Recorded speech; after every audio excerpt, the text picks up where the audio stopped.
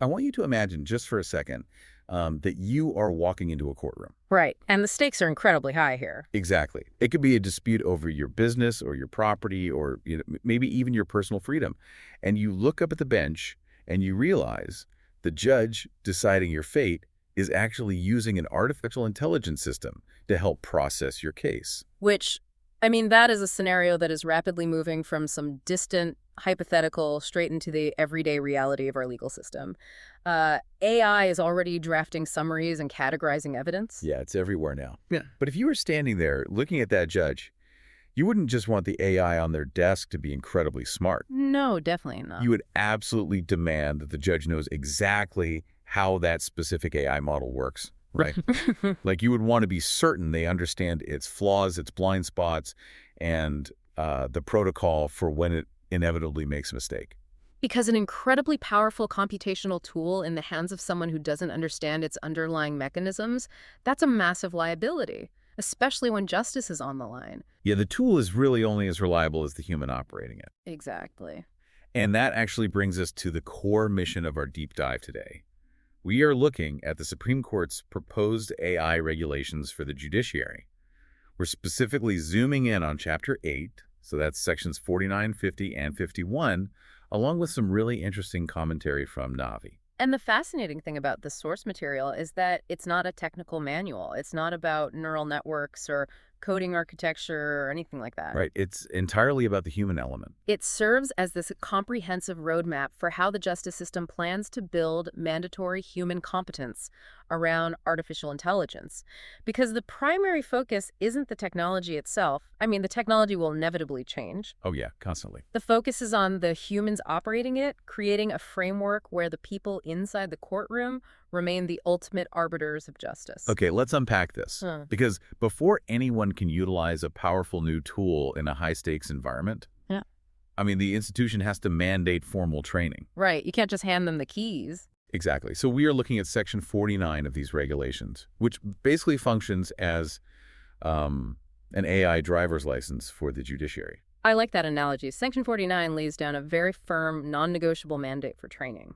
But what is crucial here is the scope of that mandate. It's not just restricted to the judges sitting at the very top of the hierarchy. Yeah, the text explicitly states this applies to all judges, advocates, and court staff who are required to use or interact with AI systems. What's fascinating here is the inclusion of that broader ecosystem, because it is very easy for the public to fixate entirely on the judge, right? But the justice system actually operates much more like a complex data supply chain. Okay, a supply chain. Yeah. So, like, if a paralegal feeds corrupted or biased data into the model, the judge's output is poisoned before the trial even starts. That is exactly it. Think about the actual flow of information in a standard case. An advocate submits a filing. A court clerk processes that document. A paralegal handles the data entry into the digital docket. So there are a lot of human touch points. Right. And if the clerk handling sensitive judicial data doesn't understand the security implications of the AI system they're using, say they run a confidential document through an open source public language model, just to summarize it quickly, well, the entire system is vulnerable. Wow. Yeah, so it doesn't matter if the judge is a renowned AI expert if the data was compromised like 3 steps earlier in the supply chain. Exactly. The weak link could literally be anywhere. And the regulations go even further to ensure this training reaches everyone. In Section 49, subsection 2, it dictates that training must be accessible at all levels, including the local district courts.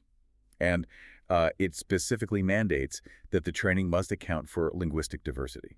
Which is structurally vital. I mean, justice is delivered in local, regional languages at the district level. Right. If an oversight committee only provides AI training materials in English, they are effectively cutting off the foundational level of the judiciary from actually understanding the tools they are legally mandated to use.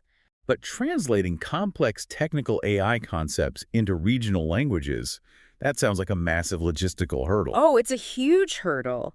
But it is a completely necessary one to ensure uniform competence across the board. Okay, so who is actually teaching the teachers here? The text notes an AI secretariat will develop these training programs in consultation with domain experts and judicial training institutions. Yes. But looking at the curriculum they are proposing in Section 49, subsection 3, they aren't just teaching court staff how to turn the program on. I mean, half of this training looks like defensive driving. That's a good way to put it. They're grouping together cybersecurity, data protection, identifying algorithmic bias, and spotting hallucinations. But I have to push back a little here. Sure. Is it really realistic to expect a local district judge or a court clerk who is already buried in thousands of pages of backlog to suddenly become an expert in spotting AI bias or complex hallucinations? Because tech engineers who built the models struggle to spot them. Yeah, and that is a very common concern among legal professionals right now.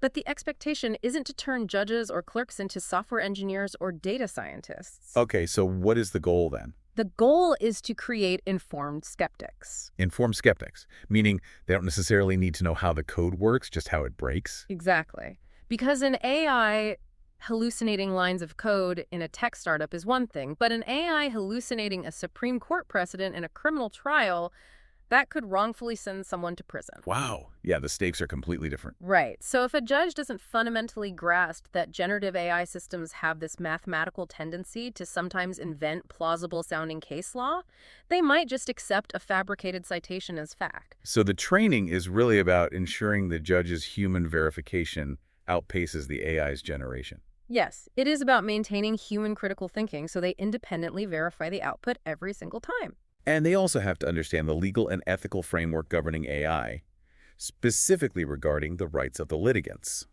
Because the judicial officers are obligated under these regulations to protect those rights, which means handling sensitive judicial data correctly. Because court records contain the most private, sensitive details of people's lives. We're talking financial records, medical history, family disputes. Yeah, you definitely don't want that leaking. So the inclusion of data protection principles in the mandatory syllabus is critical. Furthermore, the curriculum covers the correct procedures for reporting what the regulations formally call AI incidents. AI incidents. Yeah, raising concerns and utilizing grievance redressal mechanisms. And that phrase, AI incidents, is actually a perfect transition, because passing an AI driver's test once is absolutely not going to cut it. Technology evolves at breakneck speed. What an AI model can do today is vastly different from what it could do 6 months ago, let alone in 5 years. Oh, absolutely. So how does a traditionally slow-moving bureaucracy actually remember these AI mistakes so they aren't just repeated tomorrow? And this is really the central tension of regulating technology. Bureaucracies rely on precedent and deliberate, slow movement, but technology relies on rapid iteration. Right. So the regulations attempt to build a structural bridge between those two realities in sections 50 and 51. Here's where it gets really interesting, because Section 50 mandates that the appropriate authority must maintain a living repository. And this repository will hold best practices, case studies, guidance notes, and most importantly, lessons drawn from those AI incidents. Yes. When I read this mechanism sounded incredibly similar to the aviation industry's black box databases. You know, the aviation analogy is structurally very sound. Let's look at how that mechanism translates to the judiciary. Okay, so when a commercial flight has a near miss or a mechanical failure, the aviation industry investigates the black box data, determines the root cause, and then updates the training and safety protocols for every other pilot globally. So this living repository appears to be the judicial equivalent of that. Like if an AI system hallucinated a legal precedent in a minor civil dispute in a local district court, they record that specific AI incident. Right. The apex body, or the AI secretariat, investigates how that hallucination slipped past the clerk or the judge. They distill the lesson, and they upload it to the living repository. So the mechanism ensures that a local mistake is instantly communicated to the national system, so the next court doesn't make the exact same error. If we connect this to the bigger picture, the text explicitly states that the goal of this repository is to serve as an institutional memory. And that phrasing carries a lot of weight. Institutional memory. Yeah. Because it addresses a fundamental flaw in human organizations, right? The attrition of knowledge. Precisely. Think about the life cycle of any court system. Individual judges with deep expertise will eventually retire. Tech-savvy clerks will move on to the private sector. Advocates will change specialties. If the knowledge of how to handle AI and how to spot its specific operational flaws only lives inside the heads of those specific individuals, well, the justice system loses all that hard-won competence the moment they walk out the door. The system essentially just resets to zero every time a key staff member retires. Yes. But by legally mandating a living repository, the court system itself retains the collective wisdom. The institution remembers the AI incidents and the mitigation strategies, even when the human staff completely turns over. It ensures continuity. It ensures continuity of competence across generations of judicial officers. And to make sure that repository isn't just gathering digital dust, Section 51 lays out a pretty strict timeline for review. The AI Committee, in consultation with the AI Secretariat, has to review the adequacy and effectiveness of these training programs at least once every 2 years. The regulations explicitly require them to implement modifications warranted by practical experience or technological development. Which makes sense. They are formally acknowledging that the language models or predictive algorithms used today might be entirely obsolete in 24 months. The training syllabus itself must be as dynamic as the software it is trying to regulate. And Section 51 also requires every high court to devise an annual training calendar with the apex body.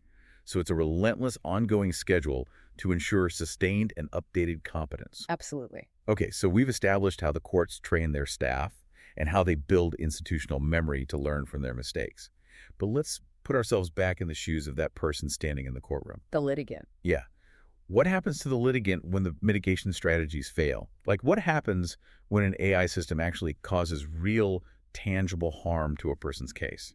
And that is the ultimate test of any regulatory framework, because the true measure of a system isn't just how it prevents errors, but the structural integrity of its safety nets when an inevitable error occurs and actually harms a citizen. Right. The source material dives into grievance redressal in Section 53 to address this. The text notes that a grievance redressal system has to be set up at all places to handle grievances specifically related to harm caused by AI usage. And Navi points out a very specific operational detail in the commentary here. This grievance team needs its own separate, specialized training. Wait, why do they need entirely separate training from the judges and clerks? Because there's currently no specified appeal mechanism detailed within these AI rules themselves. Oh, wow. Yeah, the grievance team will basically have to navigate uncharted territory without a clear, internal, step-by-step appellate process for AI-specific harms. So what does this all mean? If I am harmed by an AI error in my case, maybe a biased algorithm negatively impacts my bail hearing, or an AI summary tool completely omits a crucial piece of my defense, and there is no specific appeal mechanism outlined in the AI rulebook. I mean, isn't that a massive loophole? It definitely sounds like one. It sounds like buying an expensive piece of enterprise software that has no undo button. If the AI makes a mistake, you just have to exit the entire program to try and fix it. Doesn't that leave the listener incredibly vulnerable? This raises an important question, and it certainly looks like a glaring gap in the framework at first glance. I mean, if the internal rules don't tell you how to appeal a machine's error, you might just assume you have no recourse. Right, that you're just stuck with the machine's decision. However, the commentary on Section 53 explains the mechanism that prevents this from being a dead end. Okay, so walk me through how Section 53 actually functions as a safety net if there's no internal appeal. Section 53 explicitly states that aggrieved persons will still be open to seeking redressal of their grievance through any other competent court. Any other competent court, meaning the integration of AI into the courtroom doesn't override your fundamental legal rights. Exactly. You aren't just trapped inside the AI regulatory framework. The traditional legal avenues are not locked away just because a machine was involved in your trial.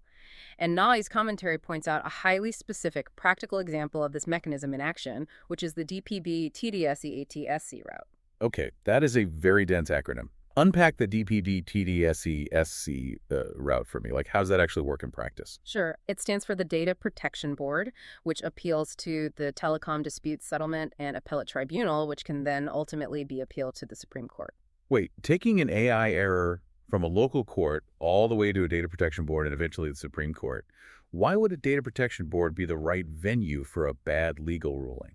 Because we have to look at how AI actually functions. AI models digest and process massive amounts of data. Okay. So if an AI misfires in a court setting, say it generates a public ruling that accidentally exposes the identity of a minor from sealed confidential documents, that is not just a poor legal interpretation, it is fundamentally a data privacy violation. I see. So the AI error is treated as a mishandling of sensitive data. Exactly. The Data Protection Board is specifically equipped to handle data breaches and privacy violations, whereas an internal court grievance committee might only be looking at the procedural legality of the document. That makes total sense. By utilizing the DPB TDSAT SC pipeline, the litigant is treating the AI error as a data mishandling issue. Yeah, that mechanism is really clever. If an AI system in the court leaks your sensitive judicial data, you don't have to wait for the internal AI grievance committee to figure out an unwritten appeal mechanism. No, you don't. You can take that grievance straight through the established Data Protection Board route. So Section 53 just ensures that this traditional established door remains wide open. The system is building new administrative infrastructure to handle the new technology, but it is structurally refusing to dismantle the old protections that citizens rely on. It acts as an escape hatch. It is a delicate, really complex balancing act, because on one hand, you have Sections 49, 50, and 51 attempting to rapidly upskill the entire judicial workforce. They are creating a living repository to learn from every single hallucination or data breach and reviewing the whole syllabus every 2 years just to keep their heads above water with the tech updates. Right. It's a massive undertaking. And on the other hand, you have Section 53 acknowledging that this new human infrastructure will occasionally fail, and it ensures that the fundamental rights of the litigant remain the absolute priority by keeping traditional legal pipelines totally accessible. It paints a very comprehensive picture of what is happening behind the scenes in our courts right now. We hear so much anxiety about AI replacing human judgment or, operating without oversight. Sure, the anxiety is everywhere. But looking at the actual mechanics of these proposed regulations, you realize the immense bureaucratic effort going into making sure humans remain firmly in the driver's seat. They are building the capacity proactively. They are not waiting for some massive systemic failure to occur in a high-profile trial before they start figuring out how to train court clerks on algorithmic bias. Which brings us back to you, listening right now. Whether you are a legal professional who needs to start prepping for these new mandatory training calendars, or whether you are just an everyday citizen wanting to know that your data and your rights are protected when you walk into that courtroom, the core takeaway from this deep dive is clear. The judiciary isn't just plugging in an AI model, turning it on, and hoping for the best. They are systematically building a highly trained, deeply accountable human infrastructure entirely around the technology. They are actively building an institutional memory. They are creating informed skeptics out of every clerk, advocate, and judge. And they are making sure the traditional safety nets remain firmly in place when the technology fails. It really is a fascinating mechanistic glimpse into the future of our justice system. And given the exponential speed at which these computational models are advancing, this rigorous human framework is just an absolute necessity. But before we wrap up today, I want to leave you with a thought to mull over. We've spent this entire deep dive discussing how the courts plan to train humans to understand, monitor, and check the biases of artificial intelligence. Right. We've talked about creating a syllabus, logging incidents in a repository, and maintaining human critical thinking. And the entire premise of this regulatory framework really relies on the idea that the AI's output can ultimately be understood and audited by a human. Exactly. But as these AI models become exponentially more complex, as they move from simple predictive algorithms to vast, opaque neural networks with billions of parameters, will we eventually reach a point where the AI's logic is fundamentally unexplainable, even to the most highly trained human judge? Well, in computer science, this is actually known as the black box problem.